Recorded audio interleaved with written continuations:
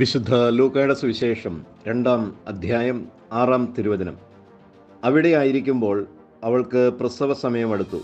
അവൾ തൻ്റെ കടിഞ്ഞൂൽ പുത്രനെ പ്രസവിച്ചു. ഈശോയിൽ സ്നേഹം നിറഞ്ഞ സഹോദരങ്ങളെ, അവിടെ ആയിരിക്കുമ്പോൾ എന്ന് പറയുമ്പോൾ യൂദയായുടെ പട്ടണമായ ബെത്ലഹേമിൽ ആയിരിക്കുമ്പോൾ. എന്തുകൊണ്ടാണ് ഇത് പറയുന്നത്? വിശുദ്ധ ലൂക്ക നമ്മുടെ കർത്താവിൻ്റെ ജനനത്തിൻ്റെ രീതിയെപ്പറ്റിയും കാലത്തെപ്പറ്റിയും സ്ഥലത്തെപ്പറ്റിയും ഒരു ചെറിയ വിവരണമാണ് നമുക്ക് നൽകിയിരിക്കുന്നത്. എപ്രകാരമായിരുന്നു അവൻ്റെ ജനനം എന്നും കാലഗണന അനുസരിച്ച് ഏത് സമയത്തായിരുന്നുവെന്നും ഭൂമിശാസ്ത്രപരമായി ഏത് പ്രദേശത്താണ് അവൻ ജനിച്ചത് എന്നും പറയുന്നു. വളരെ വ്യക്തമായിട്ട് ഭൗതികമായ എല്ലാ സാഹചര്യങ്ങളെയും ഇവിടെ ചേർത്തിരിക്കുന്നു. അവൻ സ്ത്രീയിൽ നിന്ന് ജനിച്ച മനുഷ്യനായിരുന്നു. എങ്കിലും എല്ലാ രീതിയിലും മാനുഷിക നിയമങ്ങൾക്ക് വിധേയനായിരുന്നില്ല എന്ന് നമുക്കറിയാം. കാരണം അവൻ സ്ത്രീയിൽ നിന്നാണ് ജനിച്ചത് എങ്കിലും അത് സ്ത്രീയുടെ ജഡിക അഭിലാഷത്തിൻ്റെ പൂർത്തീകരണത്തിൽ നിന്നല്ല, അവളുടെ കന്യകാത്വത്തിൻ്റെ ശുദ്ധതയിൽ നിന്നാണ് അവൻ അവളുടെ ഉദരത്തിൽ ജന്മം കൊള്ളുന്നത്. അവിടെ മാനുഷികമായ ഒരു നിയമം മാറുകയാണ്. വീണ്ടും അവൾ പുത്രനെ ഗർഭത്തിൽ വഹിക്കുമ്പോൾ മാനുഷിക രീതിയിൽ ഗർഭാരിഷ്ടതകൾ, എന്നാൽ മറിയത്തെ സംബന്ധിച്ചിടത്തോളം അതില്ല.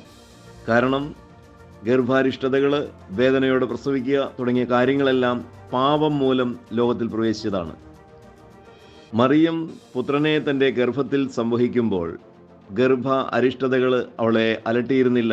അതാണല്ലോ ഗർഭിണിയായ ഉടനെ തന്നെ യൂദയായിലെ മലനാട്ടിൽ തൻ്റെ ചർച്ചക്കാരിയായ എലിസബത്തിനെ സന്ദർശിക്കാൻ അവൾ യാത്രയാകുന്നതല്ല. വീണ്ടും പുത്രജനനത്തോടുകൂടി അല്ലെങ്കിൽ ഗർഭിണിയാകുന്നതോടുകൂടിയോ പുത്രജനനത്തോടുകൂടിയോ അവളുടെ കന്യകാത്വം നഷ്ടപ്പെടുന്നില്ല. ഇത് മാനുഷികമല്ല. പുത്രജനനത്തോടുകൂടി തീർച്ചയായിട്ടും ഒരു മുറിവ് അല്ലെങ്കിൽ കന്യകാചർമ്മം നഷ്ടപ്പെടേണ്ടതാണ്. എന്നാൽ ഇവളുടെ കാര്യത്തിൽ അത് സംഭവിക്കുന്നില്ല. അതെങ്ങനെ സംഭവിക്കും? ദൈവം പ്രവേശിക്കുമ്പോൾ അടച്ചിട്ട വാതിലുകൾ തുറക്കാതെ കർത്താവ് തൻ്റെ ശിഷ്യന്മാർ കൂടിയിരുന്ന മുറിയിൽ പ്രവേശിച്ചതായിട്ട് നമുക്ക് കാണാം. അവരോടുകൂടെ യാത്ര ചെയ്യാത്തവൻ കടലിൻ്റെ നടുവിലൂടെ അവരുടെ സന്നിധിയിലേക്ക് വരുന്നതായിട്ട് നമുക്ക് കാണാം.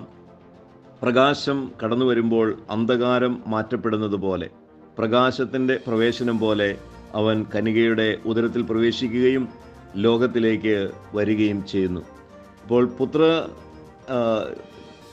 പ്രസവ സമയത്തോ പുത്രനെ ഗർഭം ധരിക്കുന്ന സമയത്തോ അവളുടെ കന്യകാത്വം നഷ്ടപ്പെടുന്നില്ല. ഇതെല്ലാം മാനുഷിക നിയമപ്രകാരം നടക്കുന്ന കാര്യമല്ല. അവൻ പൂർണ്ണ മനുഷ്യനായിരുന്നെങ്കിലും പൂർണ്ണ ദൈവവും ആയിരുന്നു. ഹവ്വായുടെ പ്രസവം അല്ലെങ്കിൽ ഹവ്വായുടെ ആദ്യജാതൻ ജനിക്കുമ്പോൾ അത് ഹവ്വായിൽ രൂപം കൊണ്ട അഭിലാഷത്തിൻ്റെ പൂർത്തീകരണത്തിൽ ഹവ്വ ഗർഭിണിയാവുകയും വേദനയോടെ പുത്രനെ പ്രസവിക്കുകയും ചെയ്യുന്നു. അവളുടെ അഭിലാഷം, അവളിലൂടെ കടന്നു കയറിയ പാപം ഭൂമിയിൽ മരണം കൊണ്ടുവരുന്നു.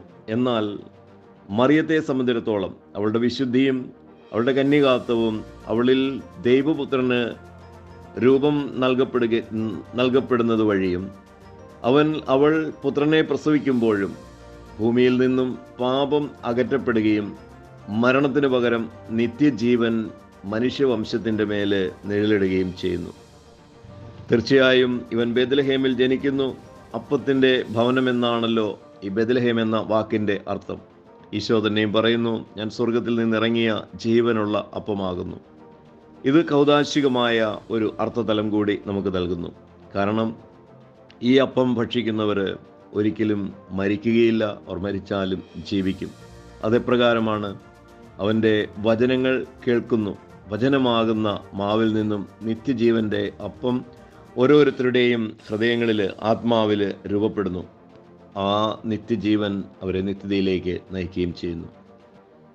ഏതെല്ലാം അവസ്ഥയിലൂടെ പാപവും മരണവും ലോകത്തിൽ പ്രവേശിച്ചോ അതിന് പരിഹാരമായി അതിൻ്റെ എതിർ അവസ്ഥയിലൂടെ ദൈവവും നിത്യജീവനും ദൈവത്തിൻ്റെ വചനവും മനുഷ്യവംശത്തിന്മേൽ പ്രവേശിക്കുന്നു, അല്ലെങ്കിൽ മനുഷ്യരുടെ ഇടയിൽ പ്രവേശിക്കുന്നു. എന്നാൽ അത് തികച്ചും മാനുഷികമായ രീതിയിൽ ആണെങ്കിലും എല്ലാ അർത്ഥത്തിലും മാനുഷിക നിയമങ്ങൾക്ക് വിധേയപ്പെട്ടുകൊണ്ടല്ല. Have a blessed day to all of U.